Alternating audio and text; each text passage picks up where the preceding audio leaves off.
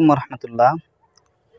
আজ শুরুতে আমরা জিন, জাদু, বদনজর আক্রান্ত হওয়ার লক্ষণসমূহ বলবো। আমরা জিনে আক্রান্ত হওয়ার রোগীকে আমরা তখনই বলি যখন জিন পুরোপুরিভাবে একটা মানুষের ভিতরে প্রবেশ করে, সে মানুষটা অশৃঙ্খলা যখন শুরু করে, তখন আমরা বুঝতে পারি তাতে সে জিনগ্রস্ত হয়েছে। এছাড়াও কিছু লক্ষণ আছে যে লক্ষণগুলো জিনের কারণে, কুফরির কারণে, বদনজর কারণে হয়ে থাকে। এই লক্ষণগুলো যদি আমাদের জানা থাকে তাহলে অবশ্যই উপকার হবে আমাদের সকলের। আমরা প্রসঙ্গগত জানা অতি জরুরি।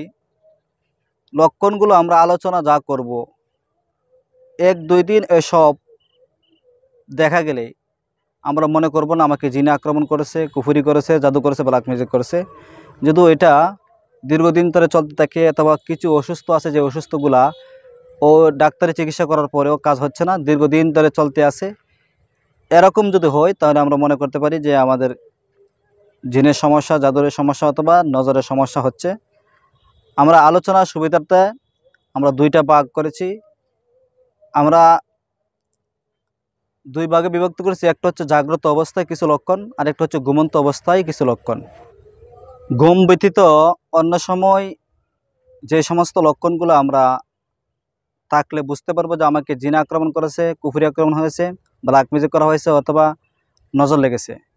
প্রথমত, দীর্ঘ মাথা ব্যথা, চোখ, কান, দাঁত ইত্যাদি সমস্যার কারণে এমন না হওয়া, এমনিতেই দীর্ঘ মাথা ব্যথা করা, এটা একটা লক্ষণ। 2 নম্বর লক্ষণ হচ্ছে ইবাদতে বিমুখতা, নামাজ, তিলাওয়াত, জিকির আজকার আগ্রহ উঠে যাওয়া, মোট কথা দিন দিন আল্লাহ থেকে দূরে সরে যাওয়া, 2 নম্বর লক্ষণ। 3 নম্বর হচ্ছে মেজাজ বিক্ষিপ্ত হওয়া, কিছুতেই মন না বসা, কিটকিটে মেজাজ, 3 নম্বর লক্ষণ। 4 নম্বর লক্ষণ হচ্ছে ব্যাপক অলসতা আসা, সবসময় অস্থিরতা বিস্তার করা, মাথার ভিতরে সবসময় অস্থিরতা আসা।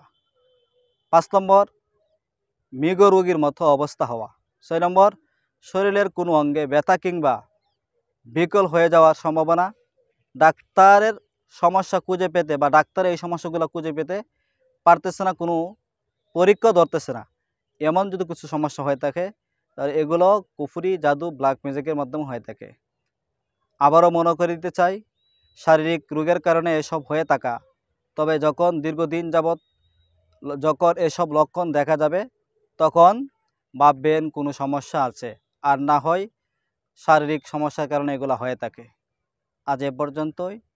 অন্য ভিডিওতে জাগ্রত অবস্থার আজকে বলেছি, অন্য ভিডিওতে ঘুমন্ত অবস্থায় কিছু লক্ষণ আছে, এগুলো ইনশাল্লাহ আমরা বলবো। আসসালামু আলাইকুম ওয়া রাহমাতুল্লাহি ওয়া বারাকাতুহু।